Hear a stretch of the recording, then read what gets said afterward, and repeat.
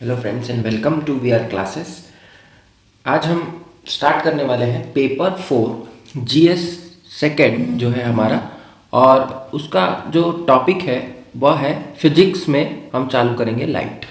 ठीक है, तो पेपर 7 हमने लगभग कंप्लीट कर लिया है। पेपर 7 का जो थर्ड पार्ट है वो आपको पैरेलली इन्हीं वीडियोस के साथ में आता रहेगा। तो अब जो हमारे वीडियोस आएंगे वो आपको दो सब्जेक्ट्स के साथ साथ चलेंगे। तो चलिए स्टार्ट करते हैं आज का वीडियो।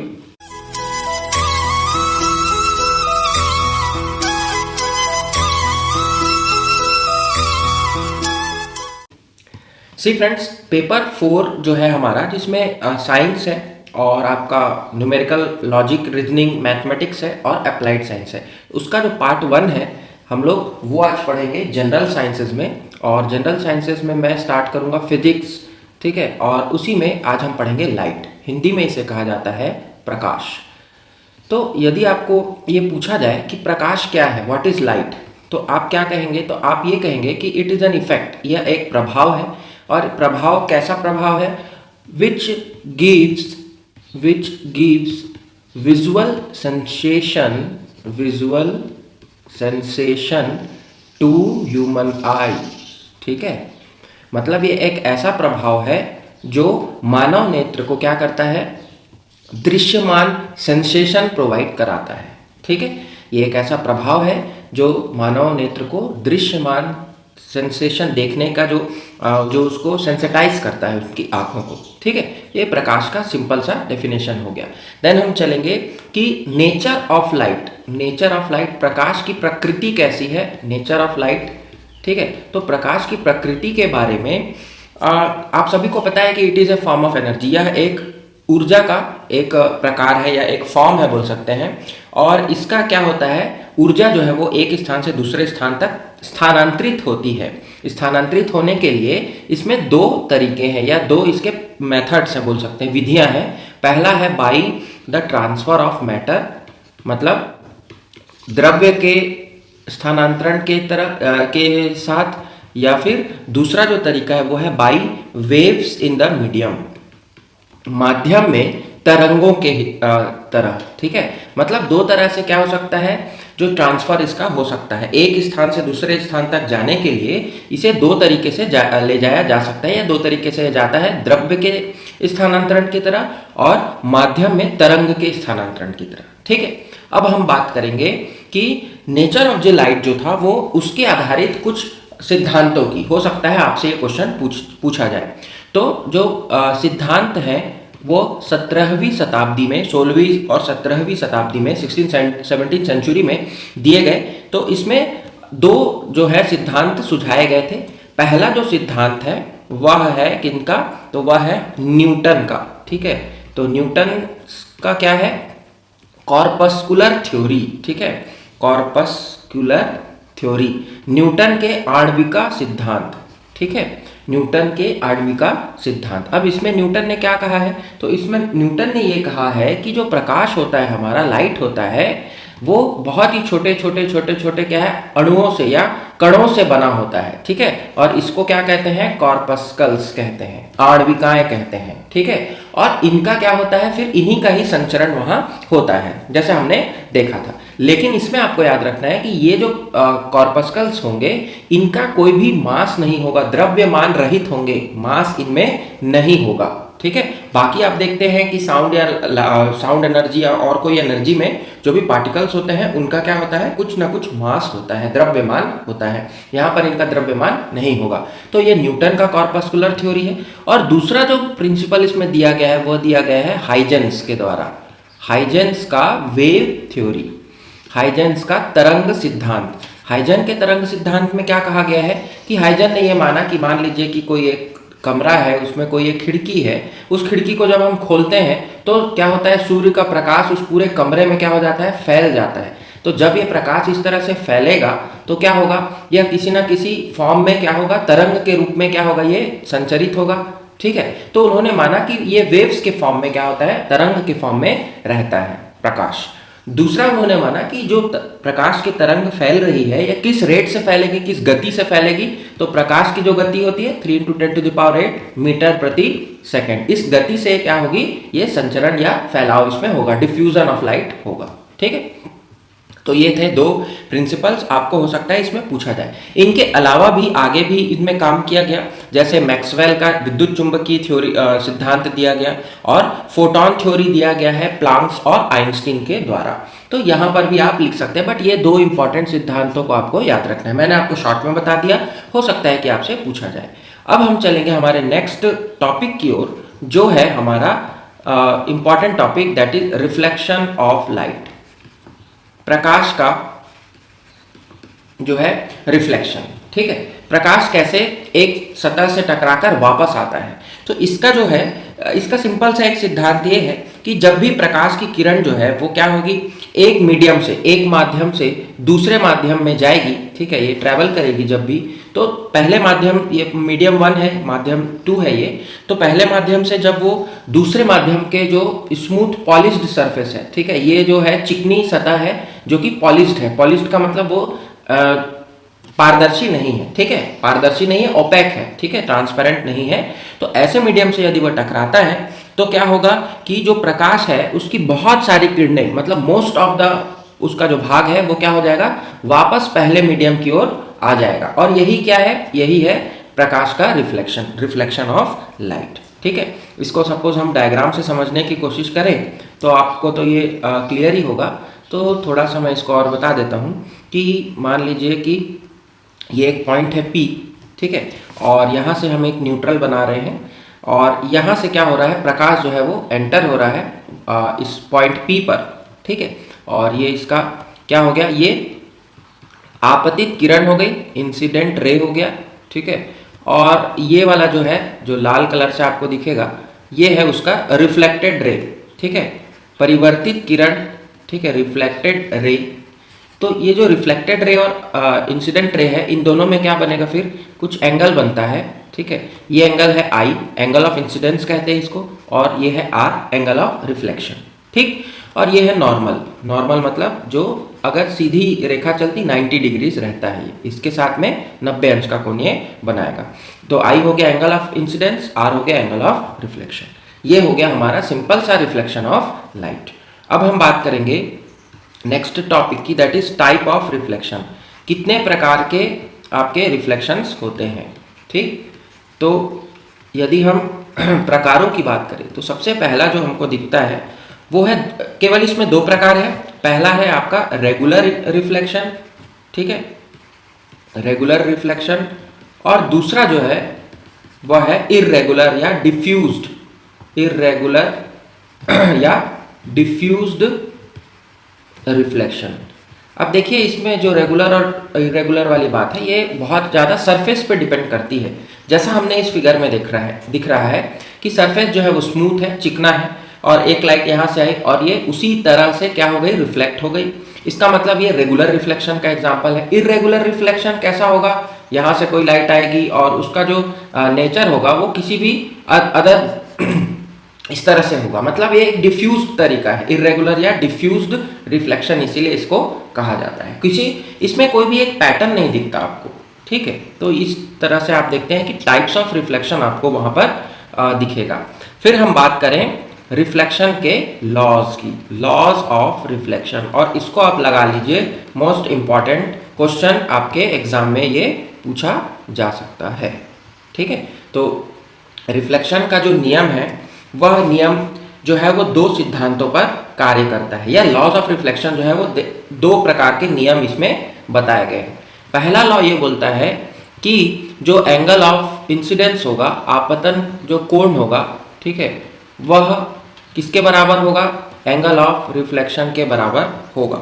ठीक है, मतलब angle of incidence and angle of reflection जो है वो हमेशा क्या होंगे, बराबर होंगे, इक्वल होंगे। ठीक, और दूसरा ये लॉ बोलता है कि जो इंसिडेंट रे होगी, ठीक है, आपतित जो रे होगी, इंसिडेंट रे, और जो रिफ्लेक्टेड रे है, ठीक है, जो कि आपकी रिफ्लेक्शन के बाद जो किरण बनी, और नॉर्मल हमने देखा था 90 डिग्री जो बनता है, वो सभी क्या होंगे, वो सभी होंगे एक ही प्लेन पे, or in the same plane, एक ही सतह पर तीनों के तीनों आपको दिखने को मिलेंगे। यही है क्या, प्रकाश के रिफ्लेक्शन का सिद्धांत। ठीक, तो सिंपल सा है। पहला तो I, angle I is equals to angle R बोल रहा है, और दूसरा बोल रहा है कि जो तीनों किरणें हैं, इंसिडेंट, रिफ्लेक्टेड और नॉर्मल, ये सभी सेम प्लेन पर लाई करेंगे। ठीक है, बहुत ही सिंपल है, इसमें तो बहुत ज़्यादा एक्सप्लेन करने वाली कुछ बात है नहीं। देन हम चलेंगे हमारे मिरर पे। दर्पण इसे आप हिंदी में कहते हैं। ठीक है, दर्पण। तो आप सभी ने दर्पण इस्तेमाल किया होगा, रोज करते हैं हम अपने डेली लाइफ में। तो दर्पण क्या होता है? दर्पण जो होता है वह एक ऐसी सतह होती है जिसको क्या किया जाता है, एक तरफ से क्या किया जाता है, पॉलिश कर दिया जाता है, और जो उसका दूसरा सतह होता है, ये वाला सतह होगा, ये क्या होगा, चिकना होगा, और इसी में क्या होगा, आपका लाइट रिफ्लेक्शन होगा। जब आप इस दर्पण के सामने आप अपने आप को खड़ा करते हैं तो आपका क्या बनता है, यहाँ पे प्रतिबिंब बनता है। ठीक है, तो इस तरह से प्रतिबिंब बनने के लिए आपको क्या होना चाहिए, ये वाला जो अगला सरफेस है उसका, मतलब उसके अपोजिट साइड में वहाँ पॉलिश लगा होना चाहिए। अगर पॉलिश नहीं लगा होगा तो यहाँ से जो किरणें जाएंगी वो आगे चली जाएंगी, वो टकराकर वापस नहीं होंगी। इसीलिए दर्पण को क्या किया जाता है, एक तरफ से पॉलिश कर दिया जाता है। ठीक है, जो मरकरी, सिल्वर या टिन, ठीक है, इससे पॉलिश किया जाता है जनरली। फिर हम बात करेंगे कि कितने प्रकार के मिरर यहाँ आपको देखने को मिलेंगे। ठीक है, मिरर कितने प्रकार के होंगे, दर्पण। तो सबसे पहले आपको देखने को मिलेगा प्लेन मिरर। ठीक है, दूसरा देखने को मिलेगा आपको स्फेरिकल मिरर, और तीसरा देखने को आपको मिलेगा पैराबोलिक मिरर। तीनों का मैं डायग्राम आपको बता देता हूँ। प्लेन मिरर तो आपने देखा अभी, ये प्लेन मिरर है। ठीक है, सीधा सा एक रहेगा ये। दूसरा है, इसको पीछे दिखाते हैं, स्फेरिकल का मतलब होता है वक्र लिया हुआ। ठीक है, कुछ एंगल से बेंड हुआ। तो ये है स्फेरिकल मिरर। और तीसरा जो है वो पैराबोला परवलय, आप समझते होंगे, गणित में आपने पढ़ा भी होगा। तो ये कुछ इस तरह से होगा। ठीक है, ये हो गया पैराबोलिक मिरर। तो इस तरह से आपको 3 प्रकार के मिरर यहाँ देखने को मिलेंगे। दर्पण के 3 प्रकार आपको देखने को मिलते हैं।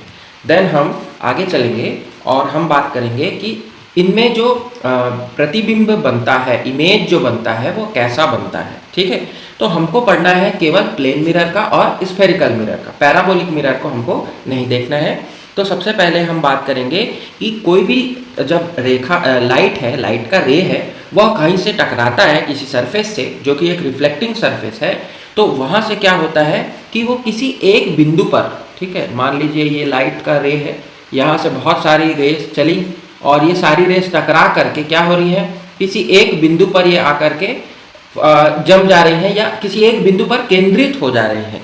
ठीक है, तो वो जो केंद्रित होती हुई जो बिंदु है, ठीक, वहां पर क्या बनेगा, इसका प्रतिबिंब आपको देखने को मिलेगा। ठीक है, जिसको आप इमेज कहते हैं इंग्लिश में। अब ये जो प्रतिबिंब है ये 2 प्रकार के होंगे। इमेज जो है ये 2 प्रकार के होंगे। पहला जो इसका टाइप है वो है रियल इमेज, वास्तविक प्रतिबिंब, और दूसरा है वर्चुअल इमेज, आभासी प्रतिबिंब। तो 2 प्रकार के इसमें आपको प्रतिबिंब दिखेंगे। रियल इमेज का मतलब होता है कि जब लाइट का जो लाइट रे है वो किसी सरफेस से टकराने के बाद, किसी सतह से वह टकराने के बाद जब वह वापिस हो, और ऐसे जो उसके सारे रेस टकरा करके क्या होते हैं किसी एक पॉइंट पर, ठीक है, किसी एक बिंदु पर आकर के वह मिरर के सामने ही क्या करें, मिरर के सामने ही वह अपने उसकी प्रतिबिंब को बनाए। और वह प्रतिबिंब कैसा होगा, तो वह प्रतिबिंब होगा हमेशा उल्टा, और वो स्क्रीन मतलब एक पर्दे पर उसे हम देख सकते हैं, लेकिन ये उल्टा बनता है। तो रियल इमेज हमेशा कैसा बनेगा, इन्वर्टेड का मतलब उल्टा, एंड स्क्रीन पर बनेगा। ठीक है, रियल इमेज की बात हम कर रहे हैं, वास्तविक प्रतिबिंब की बात की जा रही है। अब हम बात करते हैं आभासी प्रतिबिंब की। तो आभासी प्रतिबिंब जो होता है वह स्क्रीन पर नहीं बनता। ठीक है, नॉट ऑन स्क्रीन। ठीक है, स्क्रीन पर नहीं बनता, क्योंकि यह जो प्रतिबिंब है इसका आभास किया जा सकता है, इसको आप सही में देख नहीं सकते। तो ऐसे जो होंगे वो क्या होंगे, हमेशा सीधे बनेंगे, इरेक्टेड फॉर्म में होंगे, मतलब सीधे आपको दिखेंगे और स्क्रीन पर आपको नहीं दिखेंगे। मतलब ये जो मान लीजिए एक प्लेन मिरर है, ठीक है, इसको थोड़ा सा और अच्छे से समझ लेते हैं। एक प्लेन मिरर है और उस प्लेन मिरर में क्या हो रहा है, कोई लाइट जो है वो रिफ्लेक्ट हो करके कुछ इस तरह से क्या हो रही है, जा रही है, ठीक है। तो इसका जो प्रतिबिंब हमको देखने को मिलता वो कुछ यहाँ पर मिलता, ठीक है। यहाँ पर उसका जो एंगल है, इमेज फॉर्म्ड है, वो कुछ इधर इधर इमेज आपको मिल रहा है। तो मिरर के पीछे आपको यदि इमेज मिल रहा है तो वह स्क्रीन पर आ पाएगा क्या? वो तो नहीं आ पाएगा, वो आप उसे देख नहीं पाएंगे। तो इसीलिए इसका नाम आभासी प्रतिबिंब कहा गया, ठीक है। और ये केवल आभास हो सकता है कि प्रतिबिंब ऐसा बना होगा। तो ये है आपके दो प्रकार के इमेजेस, प्रतिबिंब का प्रकार, ठीक है। अब हम बात करेंगे, हमारे नेक्स्ट जो टॉपिक है वह है कि इमेज का फॉर्मेशन, प्रतिबिंब का बनना, ठीक है, इमेज फॉर्मेशन। तो इमेज फॉर्मेशन आपको तीनों मिरर्स में देखना है, ठीक है। जैसे स्फेरिकल मिरर में आपको बताया, तो स्फेरिकल मिरर जो होता है, प्लेन मिरर तो आप समझ गए, प्लेन मिरर तो ऐसे सीधा ही होगा, इसमें तो कोई और टाइप नहीं है। लेकिन जो हमने स्फेरिकल मिरर पढ़ा था, इस स्फेरिकल मिरर में दो प्रकार के मिरर्स होते हैं, दो प्रकार के दर्पण होंगे। पहले दर्पण को हम बोलते हैं कॉनकेव और दूसरे को बोलते हैं कॉन्वेक्स। इसको हिंदी में कहा जाता है अवतल दर्पण और इसको कहा जाता है उत्तल दर्पण, ठीक है, कॉनकेव और कॉन्वेक्स। अब इनका शेप देख लेते हैं। मान लीजिए कि ये एक गोला है, ठीक है, स्फीयर मतलब गोला होता है। तो इस गोले का यदि मैं दो भाग कर दूं, दो भाग में इसे काट दूं, तो एक भाग मुझे इस तरह से मिलेगा और दूसरा भाग मुझे इस तरह से मिलेगा, ठीक है। और मैं इस वाले भाग को क्या कर दूं? पॉलिश कर दूं, और यहाँ पर इस वाले भाग को मैं पॉलिश कर दूं। तो अब आप देखिए कि आपको कैसा मिरर मिला। पहला मिरर जो है वो सामने की ओर से कर्व्ड है, दूसरा मिरर अंदर की ओर कर्व्ड है, और यही दो प्रकार है हमारे मिरर्स का। तो ये जो पहला मिरर आपको दिख रहा है जो सामने की ओर कर्व्ड है, इसे उत्तल दर्पण या कॉन्वेक्स मिरर कहा जाता है, और जो अंदर की ओर से कर्व्ड है, अंदर की ओर झुका हुआ है, इसे अवतल दर्पण कहा जाता है। और ये दोनों किसके भाग है? इसी स्फीयर के ही भाग है, इसी गोले के भाग है, इसीलिए इन्हें स्फेरिकल मिरर कहा जाता है, ठीक। अब हम बात करते हैं कुछ टर्म्स की जिसको हमको देखना है जब हम इमेज फॉर्मेशन पढ़ेंगे, प्रतिबिंब का बनना। तो वहाँ कुछ आपको शब्द मिलेंगे, उन शब्दावली को देख लेते हैं। तो पहला जो शब्द मिलेगा वो मिलेगा पोल, ठीक है, पोल, ध्रुव जिसे आप हिंदी में कहते हैं। तो ध्रुव जो होगा वह कौन सा होगा? किसी एक जगह पे, इसी दर्पण की किसी एक जगह पर जहां पर उसका केंद्र बिंदु होगा, ठीक है, जहां पर उसका केंद्र बिंदु होगा, मतलब ये जो रिफ्लेक्टिंग सरफेस है जिससे रिफ्लेक्शन होगा, उसका जो केंद्र बिंदु होगा, इसी ही क्या कहा जाता है? पोल कहा जाता है, ठीक है। मैं ऐसे ही समझा देता हूं, आप इसे अपने शब्दों में लिख लीजिएगा, ठीक। फिर हम बात करेंगे बी, सेंटर ऑफ कर्वेचर की, सेंटर ऑफ कर्वेचर, ठीक है, गोलार्ध का केंद्र, ठीक है। तो ये जो पूरा का पूरा गोलार्ध था, इसका केंद्र तो ये होगा, ठीक है। तो इसमें क्या हो जाएगा? सेंटर ऑफ कर्वेचर आपको गोलार्ध के केंद्र में। तो यदि हम इस मिरर की बात करें, अगर हम उत्तल दर्पण की बात करें, तो उत्तल दर्पण तो कुछ इस तरह से बनेगा, तो इसका गोलार्ध इधर मिलेगा, और अवतल दर्पण इस तरह से बनेगा, तो इसका गोलार्ध आगे मिलेगा। दोनों के गोलार्ध अलग अलग जगह मिलेंगे, और इसे ही गोलार्ध का केंद्र के नाम से जाना जाता है, that is centre of curvature. अब हम बात करेंगे प्रिंसिपल एक्सिस की। प्रधान जो है वो आपका उसको अक्ष को बोलते हैं, ठीक है। तो प्रधान अक्ष क्या होगा? तो एक प्रिंसिपल जो है आपका पोल से पास होने वाला जो लाइन है, जो आपके सेंटर ऑफ कर्वेचर को ज्वाइन कराएगा, उसे ही क्या कहेंगे? प्रधान अक्ष कहेंगे, ठीक है। फिर हम बात करेंगे इसमें एक और शब्द की, जिसे कहा जाता है रेडियस ऑफ कर्वेचर। क्या कहा जाता है? रेडियस ऑफ कर्वेचर, वक्र की त्रिज्या, ठीक है। तो वक्र की त्रिज्या क्या होगी? तो वक्र की त्रिज्या होगी कि जो स्फेरिकल मिरर का जो भाग था, उसका जो भाग है, ठीक है, मतलब जैसे मान लीजिए ये किसी एक स्फेरिकल मिरर से हमने काटा, तो ये जो इसका भाग होगा, इसे रेडियस ऑफ कर्वेचर कहा जाएगा, ठीक है। मतलब सेंटर ऑफ कर्वेचर और पोल के बीच की दूरी, इसे ही रेडियस ऑफ कर्वेचर बोलेंगे, ठीक है। अब हम बात करेंगे एक और इम्पॉर्टेंट टर्मिनोलॉजी की, जिसका नाम है प्रिंसिपल फोकस। प्रिंसिपल फोकस, या फिर इसे हिंदी में कहा जाता है प्रधान फोकस। हिंदी में फोकस को आप केंद्रक के रूप में मान सकते हैं, ठीक है। तो प्रिंसिपल फोकस वो पॉइंट होता है जहां पर सारे जो रेज होंगे वो क्या होंगे? एक पॉइंट पर आकर के मिलेंगे। सपोज मैं आपको एक एग्जांपल देता हूँ। ये हमारा क्या है, ये हमारा कॉनकेव मिरर है, ठीक है। इस कॉनकेव मिरर में मान लीजिए ये प्रिंसिपल एक्सिस हो गया, यहाँ पोल हो गया, ये हो गया आपका सेंटर ऑफ कर्वेचर, ठीक है। ये कुछ इस तरह से, तो यहाँ बीच में मिलेगा सेंटर ऑफ कर्वेचर। तो इसका जो प्रिंसिपल फोकस है ना, तो ये कैसा बनेगा, तो आप ध्यान से देखिएगा। ये एक रे आएगी, इससे टकराएगी और ये कुछ यहाँ से पास हो जाएगी, ठीक है। दूसरी रे आएगी, यहाँ टकरा करके कुछ इस तरह से पास हो जाएगी। नीचे की ओर यदि कोई रे आ रही है तो इधर टकरा के इस तरफ से पास होगी, और इधर कोई रे आ रही है तो ये टकरा करके इधर से पास होगी। मतलब हमें क्या मिला, हमें एक ऐसा बिंदु मिल गया जहाँ से सारी की सारी रेखाएं क्या हो रही है, एक जगह पॉइंट हो रही है। और इसी जो बिंदु को ही इसी पॉइंट को क्या कहा जाता है, प्रिंसिपल फोकस, या इसको एफ से प्रदर्शित किया जाता है। ये पोल्स हो गया, ये आपका सेंटर ऑफ कर्वेचर, और उन दोनों के बीच में क्या हो जाएगा, प्रिंसिपल फोकस हमको मिलेगा। इसी तरह से कॉन्वेक्स मिरर में भी आपको मिलता है, लेकिन कॉन्वेक्स मिरर में जो मिलेगा वो आपको मिरर के पीछे मिलेगा, ठीक है। यहाँ पर कहीं पर फोकस होगा क्योंकि सेंटर ऑफ कर्वेचर इधर है, ठीक है। तो यहाँ कहीं पर फोकस आपको देखने को मिलेगा, ठीक। और फोकल लेंथ एक और इम्पॉर्टेंट है, ये है फोकल लेंथ, ठीक है, फोकल की लंबाई। तो फोकल लंबाई उसे कहते हैं जो कि फोकस से लेकर के प्रिंसिपल पोल तक के बीच की दूरी रहती है, ठीक है। ये जो है सेंटर ऑफ कर्वेचर से पोल तक की दूरी को हमने देखा था, हमने क्या कहा था, रेडियस ऑफ कर्वेचर। लेकिन फोकस से लेकर के प्रिंसिपल फोकस से पोल के बीच की दूरी ये कहलाएगी फोकल लेंथ। स्मॉल एफ से इसे दिखाते हैं, क्लियर है। अब कुछ हम जान लेते हैं rules for making the image. प्रतिबिंब बनाने के कुछ नियम, इमेज फॉर्मेशन रूल्स, इन्हें मैं कहूँगा इमेज फॉर्मेशन रूल्स, क्योंकि इन नियमों को जाने बिना आप सीधा इमेज बनाने को नहीं देख सकते। तो सबसे पहले हम बात करेंगे पहले नियम की। तो पहला नियम ये कहता है कि यदि कोई एक दर्पण है, उस दर्पण में, ठीक है, ये हो गया आपका पोल, ये हो गया आपका सेंटर ऑफ कर्वेचर, और ये मान लेते हैं कि फोकस है, ठीक। तो यहाँ से कोई आपकी रे आई और यहाँ से टकरा करके ये वापस चली गई। फिर यहाँ से कोई एक रे आएगी, ये टकरा करके फिर से इस फोकस के थ्रू ही वापस होंगी, ठीक।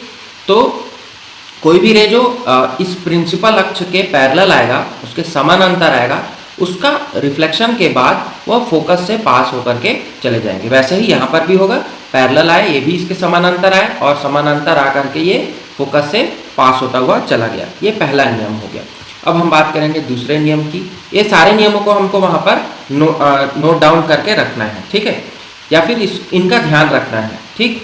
अच्छा, ये तो था आपका किसके लिए, ये था आपका कॉनकेव मिरर के लिए। कॉन्वेक्स मिरर में कैसा बनेगा उसको भी देख लेते हैं इसी नियम में। तो ये हो गया इसका प्रिंसिपल पोल, उसके बाद ये यहाँ कहीं पर इसका फोकस होगा और इधर कहीं पर radius of centre of curvature होगा।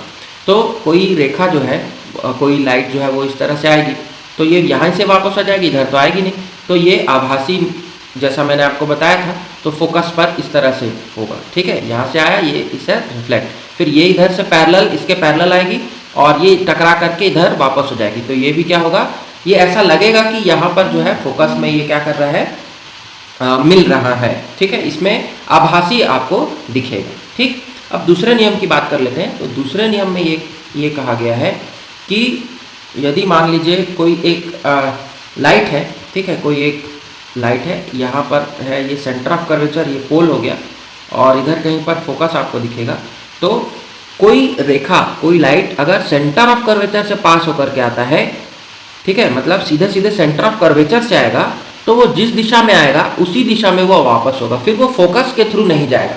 इस पॉइंट को याद रखना, ठीक है। यहाँ पर भी सेम होगा, इधर से अगर कोई लाइट आएगी तो टकरा करके, ये इधर से गई, टकरा करके वो उसी दिशा में रिटर्न होगी यदि वह सेंटर ऑफ कर्वेचर से पास हो रहा है, ठीक। फिर हम बात करेंगे कॉन्वेक्स मिरर की। तो कॉन्वेक्स मिरर में क्या होगा, कॉन्वेक्स मिरर में भी सेम होगा, यहाँ पर सेंटर ऑफ कर्वेचर, यहाँ फोकस और ये पोल। तो यदि कोई लाइट सेंटर ऑफ कर्वेचर से के थ्रू आ रही है, मतलब ये तो इधर आएगी नहीं, बट ये ऐसा लगेगा कि इधर आएगी, तो ये उसी दिशा में चली जाएगी। वैसे यहाँ पर भी होगा, यहाँ से आई, ये इसी दिशा में रिफ्लेक्ट हो गया। तो ये आपके क्या है, दो रूल्स हैं। और तीसरा जो नियम है, इसी में ही एक और नियम आपको देखने को मिलेगा जो नियम नंबर 3 है, उस थर्ड नियम में ये कहा गया कि यदि ये आपका क्या हो गया, इमेज आपका मिरर हो गया और ये हो गया फोकस, ये प्रिंसिपल और ये सेंटर ऑफ कर्वेचर। तो कोई भी रेखा, कोई भी लाइट रेस यदि फोकस से पास होकर जाती है, फोकस से पास होने वाली रेस हमेशा जब रिफ्लेक्ट होंगी मिरर के बाद तो वो प्रिंसिपल अक्ष के समानांतर चलेंगी। ये इंपॉर्टेंट पॉइंट है, इस पॉइंट को हमको याद रखना है। तो और ये आपका हो गया उत्तल दर्पण के लिए, ठीक है। उत्तल दर्पण में भी कुछ इसी तरह से होगा, ये फोकस हो जाएगा, ये सेंटर ऑफ कर्वेचर, ये पोल हो जाएगा। तो कोई रेखा यदि कहाँ से आ रही है, फोकस के थ्रू आ रही है, ठीक है, यहाँ से फोकस के थ्रू पास होने वाली लगेगी तो वो प्रिंसिपल अक्ष के क्या चलेगी, पैरेलल चलेगी, ठीक है। ये कुछ इस तरह से समानांतर चलेंगी। ये नियम नंबर 3 हो गया, ठीक है। तो ये 3-4 नियम आपको याद रखना है इमेज फॉर्मेशन का। अब हम चलते हैं हमारे जो इमेज फॉर्मेशन वाला टॉपिक है। तो प्लेन मिरर्स में तो इमेज फॉर्मेशन आपने देख लिया। प्लेन मिरर में तो आपको बहुत ज़्यादा क्या नहीं सोचना है, वहाँ पर कुछ ज़्यादा बातें तो है नहीं, हमको पढ़ना है केवल किनका किनका, कॉनकेव और कॉन्वेक्स मिरर का। तो अभी हम बात करेंगे हमारे कॉनकेव मिरर की। कॉनकेव मिरर को हम हिंदी में बोलते हैं अवतल दर्पण। तो अवतल दर्पण पर इमेज फॉर्मेशन अब हम देखेंगे। तो यहाँ आपको याद रखना है कि जो इमेज होगा, जो प्रतिबिंब होगा, वह जो ऑब्जेक्ट होगा, वस्तु के स्थिति पर निर्भर करता है। तो सबसे पहले हम बात करेंगे कि जब वस्तु जो है, जब जो ऑब्जेक्ट है वो कहाँ है, अनंत पर रखा गया है, इन्फिनिटी पे है, ठीक है। तो जब ऐसा कोई इमेज फॉर्मेशन कैसे होगा, कॉनकेव मिरर की बात कर रहे हैं हम, अवतल दर्पण की। तो सबसे पहले आप एक अवतल दर्पण बना लीजिए, ठीक है। ये क्वेश्चन आपको पूछ सकता है, यहाँ से क्वेश्चन आपको आएंगे। ये उसका प्रिंसिपल एक्सिस हो गया, ठीक है। और उसके बाद आप नाम दे दीजिए पहले, ये हो गया आपका पोल, ये हो गया आपका फोकस और यहाँ पर हो गया सेंटर ऑफ कर्वेचर। तो इस पर प्रतिबिंब कैसा बनेगा। अब अनंत में रखी हुई कोई वस्तु, मतलब वो किधर कहीं पर होगी, तो वहाँ से जो लाइट रेज आएंगी, तो सबसे पहले हमने पढ़ा था कि यदि सेंटर ऑफ कर्वेचर से कोई लाइट रे गुजरती है तो वो क्या हो जाती है, उसी दिशा में क्या हो जाती है, वो वापस हो जाती है। मतलब ये एक ऐसा बनेगा, ठीक है। और दूसरा उसका क्या होगा, यदि फोकस के थ्रू वो कोई लाइट रेज आती है तो वो कैसी चलती है, वो प्रिंसिपल अक्ष के समानांतर हो जाता है। तो ये लाइट रे इधर से फोकस से पास होकर आया और ये प्रिंसिपल अक्ष से समानांतर चला जाएगा, ठीक है। तो अब हमें इन्हीं दो रेखाओं के बीच में क्या मिलेगा, प्रतिबिंब मिलेगा। तो प्रतिबिंब कहाँ बनता है, कहाँ पर बनेगा, तो वो इस फोकस पॉइंट पर बनेगा। और कैसा बनेगा, तो कुछ इस तरह से बनेगा, मतलब उल्टा बना और छोटा बना, ठीक है। ये कुछ पॉइंट इमेज जैसा आप बोल सकते हैं, क्योंकि अनंत पर रखी हुई जो ऑब्जेक्ट है, वस्तु है, उसका साइज हमें पता नहीं है। तो इस तरह से हम इसमें क्या कर सकते हैं कि जो प्रतिबिंब बनेगा वो एट एफ बनेगा, मतलब फोकल पर बनेगा। वास्तविक बनेगा, रियल, मतलब इन्वर्टेड होगा, ये उल्टा बनेगा। और बिंदु प्रतिबिंब हमको मिलेगा, मतलब प्रतिबिंब की पूरी मात्रा न मिल करके केवल एक बिंदु के रूप में मिलेगा। यहाँ पर आपको बड़ा जरूर दिख रहा है, बट जब आप वास्तविक इसे इमेज में फॉर्म करेंगे तब आपको वहाँ पर एक बिंदु के रूप में प्रतिबिंब दिखेगा। अब हम बात करते हैं हमारे सेकंड कंडीशन की। दूसरा जो कंडीशन है वह ये कहता है कि व्हेन ऑब्जेक्ट, यदि इस वस्तु को कहाँ रखा गया है, दो पॉइंट्स के बीच में, मतलब इन्फिनिटी मतलब अनंत और सेंटर ऑफ कर्वेचर के बीच में रखा गया है। तो चलिए उसको भी देख लेते हैं क्या होगा। बहुत ही सिंपल है, यदि आपको एक बार नियम अच्छे से पता चल गए तो आप अपने से इनको प्रैक्टिस कर सकते हैं और यही क्वेश्चंस आपको वहाँ आते हैं, ठीक है। ये प्रिंसिपल हो गया, ये फोकस हो गया, एफ से दिखाएंगे, और ये सेंटर ऑफ कर्वेचर हो गया। अब जो हमारा ऑब्जेक्ट है वो कहाँ रखा हुआ है, तो ऑब्जेक्ट यहाँ रखा हुआ है, मतलब अनंत और सेंटर ऑफ कर्वेचर के बीच में। अब इसका हम इमेज बना लेते हैं। तो सपोज ये ऑब्जेक्ट है ए और बी, यहाँ से एक रे चलेगी, यहाँ से रे जाने के बाद हमने देखा था कि कोई रे प्रिंसिपल अक्ष के पैरेलल आएगी तो वो फोकस से पास होकर के जाएगी, ठीक है। तो ये इधर से चले जाएगा। फिर दूसरा जो रे है वो सेंटर ऑफ फोकस के थ्रू आएगा। मान लीजिए यहाँ से भी एक रे आएगा, तो फोकस के थ्रू पास होने वाली रे फिर से प्रिंसिपल अक्ष के पैरेलल चल जाएगा, ठीक है। दोनों में उल्टा होता है। और सेंटर ऑफ कर्वेचर से जो पास होगा वह उसी दिशा में क्या हो जाएगी, वापिस हो जाएगी, ठीक है।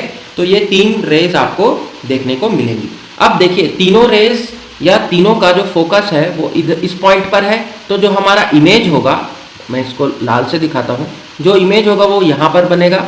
कहाँ पर बनेगा?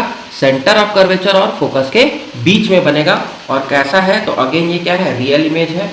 रियल है मतलब उल्टा है, इन्वर्टेड है, और छोटा है ना, छोटा है हमारे ऑब्जेक्ट से। ऑब्जेक्ट का की ऊंचाई देखिए ए बी था, यहाँ पर ये सी डी मार्क करूँ तो सी डी इससे छोटा है। ठीक है, रियल एंड स्मॉल है। रियल इमेज का मतलब ही होता है कि वो उल्टा ही बनेगा। ठीक, अब हम बात कर लेते हैं हमारे तीसरे इमेज की। तो वह जब वस्तु कहाँ रखी हुई हो? वस्तु रखी हुई हो सेंटर ऑफ कर्वेचर पे। ठीक है, is on centre of curvature, वक्र के जो केंद्र है उस पर रखी गई है। ठीक है, तो इस पर जो इमेज बनने वाली है वह कैसी बनेगी वो भी हम देख लेते हैं। देखिए ये जो इंपॉर्टेंट पॉइंट्स है बस मैं उन्हीं को ही टच कर रहा हूँ, पूरी की पूरी बातें आपको बता जरूर रहा हूँ, बट जो हमारा इंपॉर्टेंट पॉइंट है उसको हम देख लेते हैं। तो अब जो वस्तु है वो कहाँ रखी हुई है? यहाँ पर रखी हुई है, सेंटर ऑफ कर्वेचर पर रखी हुई है। देख लेते हैं इसका इमेज कैसा बनेगा। ये एक रे चलेगी तो पैरेलल चली कहाँ से? प्रिंसिपल अक्ष से। तो ये कहाँ से पास होगा? ये फोकस से पास होगा। ठीक है, फोकस से जाने वाली जो रेखा है, जो लाइट रे है, वो प्रिंसिपल अक्ष के पैरेलल चलेगी, कुछ इस तरह से चलेगी। ठीक है, इधर से आई इधर से गई, और सेंटर ऑफ कर्वेचर से तो यहाँ कोई लाइन जाएगा नहीं। तो आपको ये क्या मिला? कुछ इस पॉइंट पर मिल रहा है। एक्चुअल में ये थोड़ा सा और आगे आएगा। ठीक है, ये कुछ इधर आएगा, यहाँ पर ये दोनों मिलेंगे। ठीक है, थोड़ा सा मेरे से मिस्टेक यहाँ पर हो चुका है, कोई बात नहीं।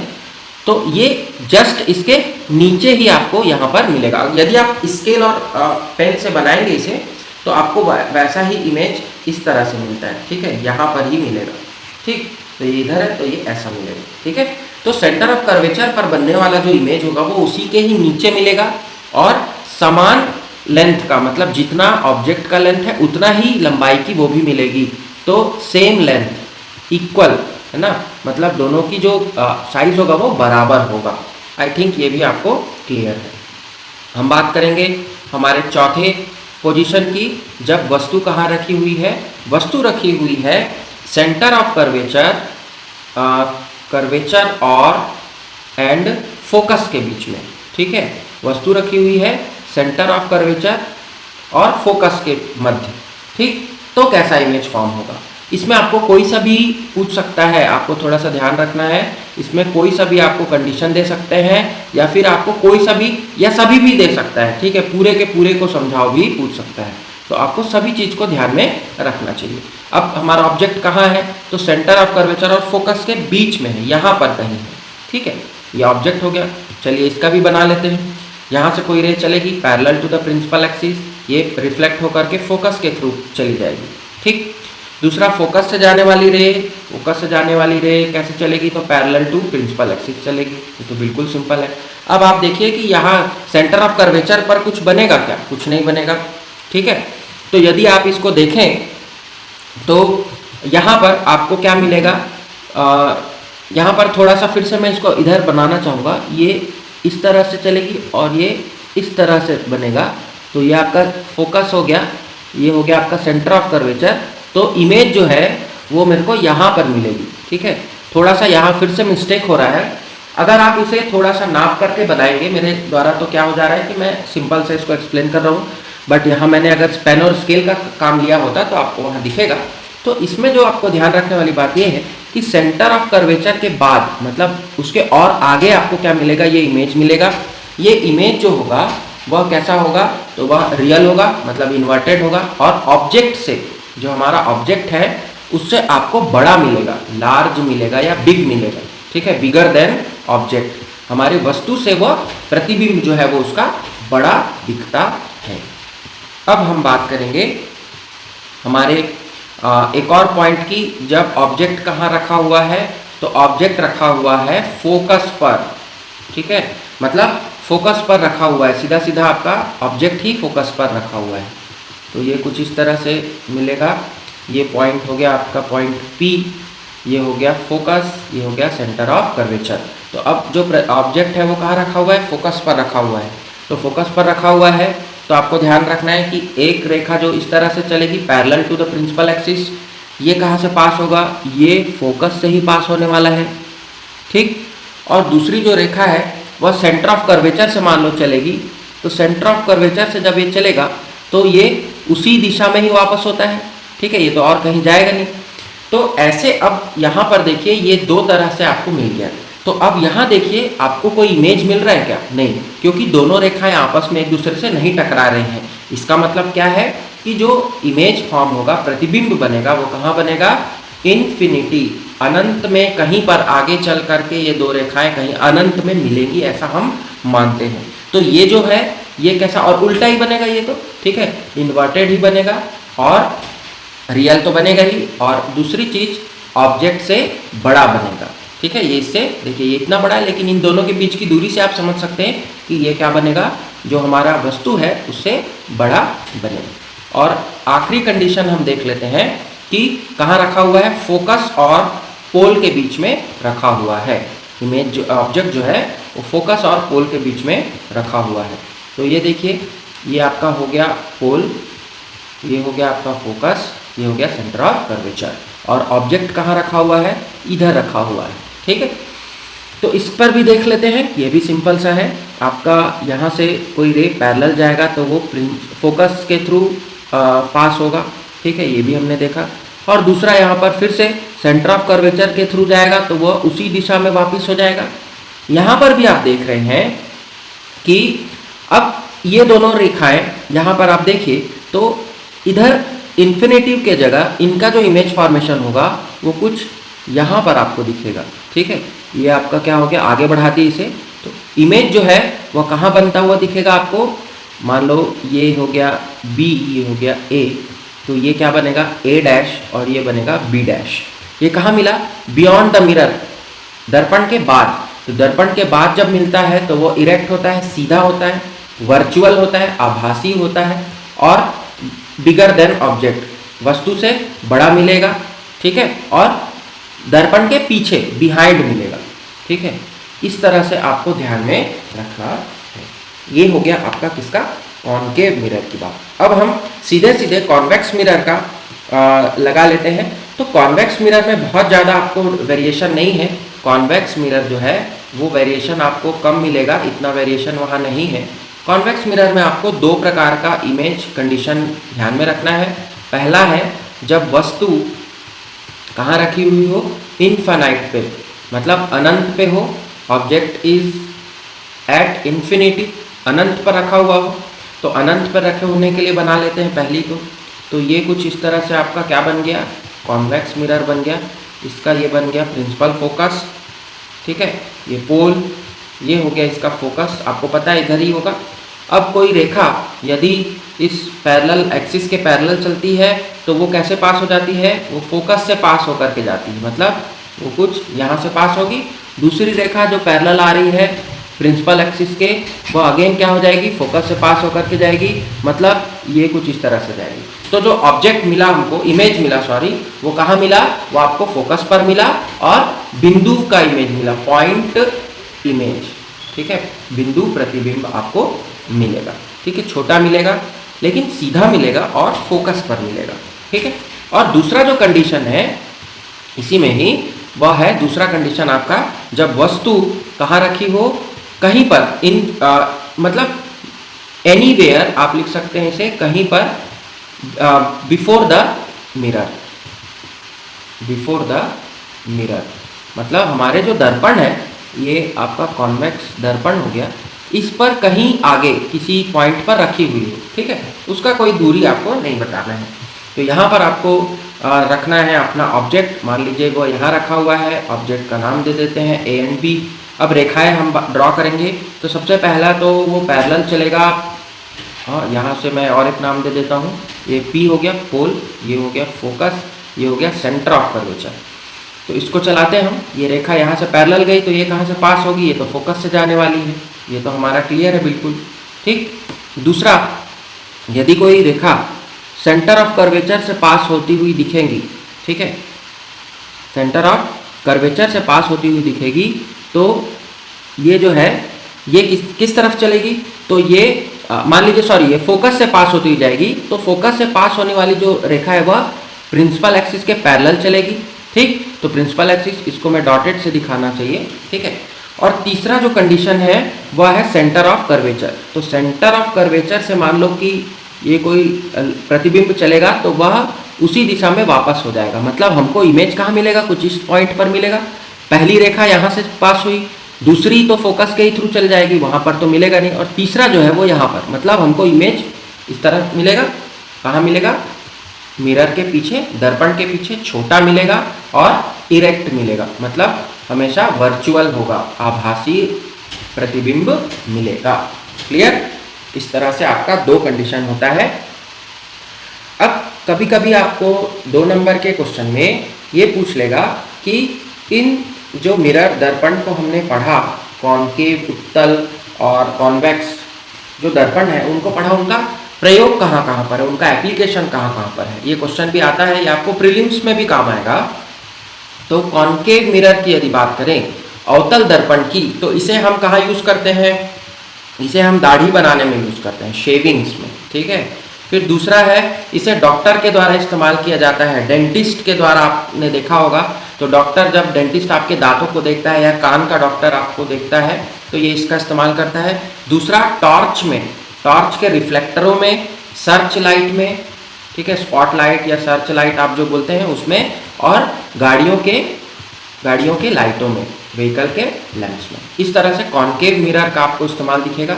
दूसरा मिरर है हमारे पास कॉन्वेक्स, उत्तल दर्पण, कॉन्वेक्स। तो कॉन्वेक्स मिरर कहाँ कहाँ पर मिलेंगे, रियर व्यूज इन व्हीकल्स, आपकी गाड़ी में जो पीछे देखने के लिए जो लगाया जाता है दर्पण, साइड मिरर जिसको आप बोलते हैं, वहाँ पर आपको दिखेगा।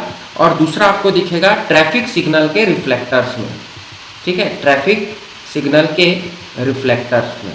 ये कुछ और यूज है, और भी बहुत सारे यूजेस होंगे, मैं ऐसा नहीं कहता, तो आप उनको और ऐड कर लीजिएगा। अब हमारा आज का जो लास्ट टॉपिक है वह हम देखते हैं। लास्ट टॉपिक जो है वह है relation between focal length and radius of curvature.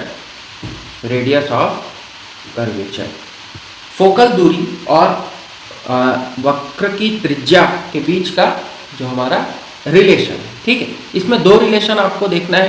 पहला जो है वह कॉनकेव मिरर के लिए होगा, ठीक है, अवतल दर्पण के लिए, और दूसरा उत्तल दर्पण के लिए। कैसे है ये क्वेश्चन आपको आएगा, ये आज का हमारा अंतिम टॉपिक होने वाला है। ये आप बना लीजिए एक कॉनकेव मिरर, ठीक, ये कॉनकेव मिरर बन गया। ये आपका बन गया क्या, प्रिंसिपल एक्सिस, ये P, ये मान लेते हैं F, ये मान लेते हैं C। अब हम बात करें कि कोई एक लाइन रेखा है, वह क्या हो रही है, A to B इस तरह से चल रही है, ठीक। ये मान लीजिए पॉइंट A, ये पॉइंट B, ये टकरा करके कहाँ से वापस होगी, तो ये वाली जो रेखा है ये तो फोकस के थ्रू ही वापस होने वाली है, ठीक, ये यहाँ से वापस हो जाएगी। फिर दूसरा जो रेखा है वह है, मान लीजिए सेंटर ऑफ कर्वेचर से जा रहा है, तो सेंटर ऑफ कर्वेचर से जाने वाली जो रेखा है वह तो वहीं से ही वापस होगी, ठीक है। तो यहाँ पर अब आपको क्या करना है, अपना जो कंसेप्ट है वो लगाना है। तो सबसे पहले आप देखिए कि कोई एक रेखा है, A to B आया और वो पास हो गया फोकस से, तो यहाँ पर का जो एंगल होगा वो होगा आई एंगल, एंगल ऑफ इंसिडेंस कहेंगे। यहाँ पर का जो एंगल होगा वो होगा angle R, angle of reflection, और इधर पर जो एंगल मिलेगा वो फिर से होगा angle I, angle of incidence, ठीक है। अब मैं यहाँ पर लिखता हूँ, आप लोग ध्यान दीजिएगा। एंगल ABC, मतलब ये वाला एंगल की बात की जा रही है, वो किसके बराबर होगा, एंगल CBF, ये वाला एंगल की बात की जा रही है, एंगल CBF, मतलब angle of incidence is equals to angle of reflection. हमने पढ़ा है इसे, ठीक है। दूसरा है कि angle ABC is equals to angle BCF, ये वाला एंगल BCF में C एंगल क्या बताए थे हम, I बताए थे। ये इक्वल क्यों हो रहे हैं, ये दोनों किसके बराबर होंगे, I के। ये इक्वल क्यों हो रहे हैं, क्योंकि ये इंटरनली अल्टरनेट एंगल बना रहा है। एक एंगल ये हो गया, और उसी आर्म में ये BC आर्म कॉमन है, ABC और BC में F में कॉमन है BC आर्म। तो ऐसे एंगल, मान लीजिए ये ऐसा ड्रॉ करूं, तो ये जो आर्म है ये कॉमन है, तो ये वाला एंगल और ये वाला एंगल क्या होता है, बराबर होता है। तो ये अगर I होगा ये भी I होगा, ठीक है। ये C हो गया, ये B हो गया, ये A हो गया। तो यहाँ से हम लिख सकते हैं कि एंगल B और एंगल C इज इक्वल। फिर अब हम ट्रायंगल में बात करेंगे तो त्रिभुज BCF त्रिभुज में आपको क्या मिल रहा है? आपको मिल रहा है एंगल BCF, मतलब जो एंगल C है, और एंगल CBF जो एंगल क्या है आपका B है, ठीक है। ये वाला एंगल की बात कर रहा हूँ, और ये वाले CBF, ये दोनों एंगल क्या हो जाएंगे? बराबर हो जाएंगे, ठीक। और इसके अलावा इसके हिसाब से हम क्या कह सकते हैं? CF is equals to BF, ठीक है। C to F ये वाला जो लाइन है और ये वाला जो लाइन है ये बराबर हो जाएगा। ये क्यों होगा बराबर? क्योंकि जो मिरर है उसका जो कर्व है, ठीक है, ये जो एपर्चर है ये बहुत छोटा है, ठीक है, बहुत ज़्यादा कर्व नहीं है, तो हम इन दोनों को क्या ले सकते हैं? बराबर ले सकते हैं, ठीक। तो हमको क्या मिलेगा? PC मतलब आपका ये यहाँ से यहाँ तक की दूरी, पोल से सेंटर ऑफ कर्वेचर की दूरी किसके बराबर होती है? तो PF प्लस FC के बराबर होगी। और अभी हमने देखा कि जो PCF है आपका वो किसके बराबर है? BF के बराबर है। तो यहाँ से इसको क्या रख देंगे? हम क्या लिख सकते हैं? PF is equals to CF, ठीक है। और PF को क्या लिख देंगे हम यहाँ पर? PF प्लस ये जो FC है इसको, या FC है इसको क्या लिख सकते हैं? PF लिख सकते हैं। देखिए FC इज इक्वल्स टू आप लिख सकते हो PF, ठीक है। यहाँ पर कुछ गलत हो गया है, यहाँ पर हो जाना चाहिए FP हो जाना चाहिए, ठीक है, क्योंकि ये अपर्चर कम है तो ये दूरी बहुत ज़्यादा आपको नहीं दिखेगी, तो दोनों की दूरी ये समान होगी, ठीक है। तो यहाँ से आप क्या लिख सकते हैं? PC is equals to 2PF लिख सकते हैं। और PC आप देखिए PC क्या है? PC मतलब पोल और सेंटर ऑफ कर्वेचर, इसी दूरी को हम क्या बोलते हैं? इसी दूरी को हम बोलते हैं रेडियस ऑफ कर्वेचर R, ठीक है, यहाँ से देखेंगे। और PF को क्या होता है? तो P to F, यही तो फोकल लेंथ होता है, फोकल दूरी। तो फोकल लेंथ की जो दूरी होगी वो F होगी। तो क्या मिला इससे? R is equals to 2F, मतलब हमको क्या मिल गया relation? Radius of curvature is equals to 2 गुना होगा किसका? फोकल दूरी का। यही आपको निकालना था, ठीक है। ये बात हो गई कॉनकेव मिरर की। अब हम बात कर लेते हैं कॉन्वेक्स मिरर की। उत्तल दर्पण में ये कैसा होगा? उत्तल दर्पण के लिए हम बना लेते हैं उत्तल दर्पण का ये जो इमेज फॉर्मेशन होने वाला है, ठीक है। ये हो गया आपका प्रिंसिपल फोकस, ठीक। उत्तल दर्पण के लिए ये हो गया P, ये हो गया F, ये हो गया C। यहाँ पर आपको जो लाइन्स खींचना है वो देख लेते हैं। A to B एक लाइन बनेगा, ठीक है। ये कहाँ से पास होना चाहिए? ये पास होना चाहिए फोकस से, तो ये इस तरह से वापस हो जाएगा, ठीक। और दूसरा जो पॉइंट बनेगा वो सेंटर ऑफ कर्वेचर के थ्रू पास होगा, तो सेंटर ऑफ कर्वेचर के थ्रू जो जाएगा वो उसी दिशा में वापस हो जाएगा, ये ऐसा, और ये दूसरा इस तरह से। तो ये इधर से आया और ये वापस चला गया। तो यहाँ A हो गया, ये हो गया पॉइंट B, ठीक है। और इसको पॉइंट N बोल देता हूँ, इसको पॉइंट M बोल देता हूँ, और ये आपका हो गया सेंटर ऑफ कर्वेचर। तो अब एंगल्स लिख लेते हैं।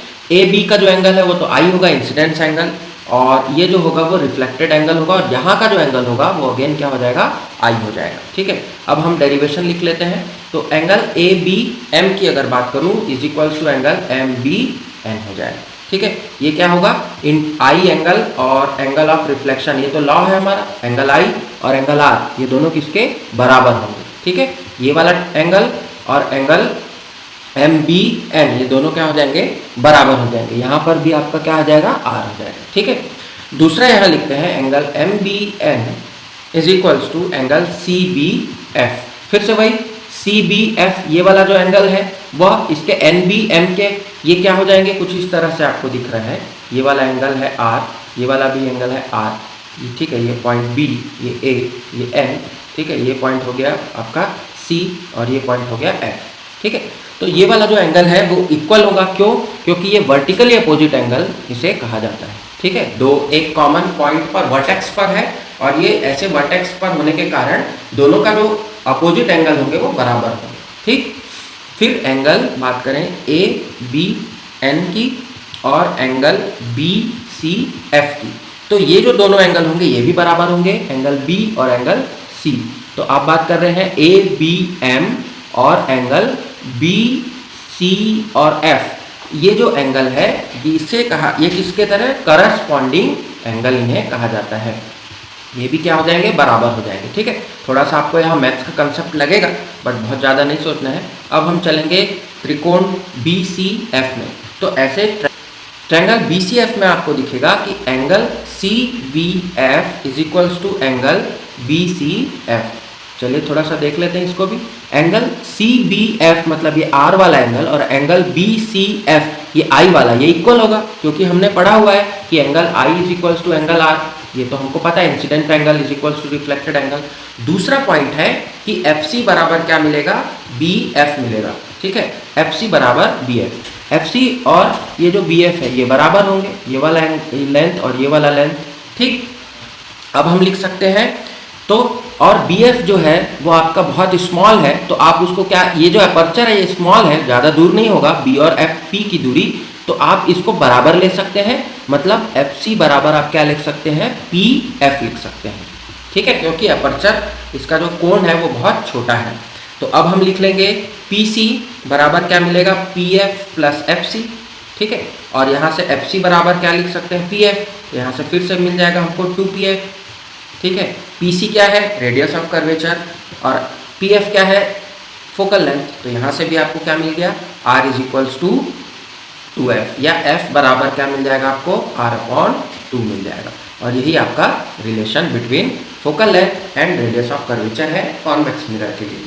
तो आज के इस लाइट वाले चैप्टर में इतना ही, और लाइट का जो चैप्टर है वो आपका कंप्लीट हो चुका है। इतनी चीज़ें आपको जाननी है मेंस एग्जामिनेशन के लिए। यदि आपको वीडियो पसंद आए तो आप लाइक जरूर करिएगा, और हमारे चैनल को आपने सब्सक्राइब नहीं किया है तो सब्सक्राइब कर लीजिए। मिलते हैं हम नेक्स्ट वीडियो में नेक्स्ट फिजिक्स के टॉपिक के साथ। तो thanks for joining, thank you very much.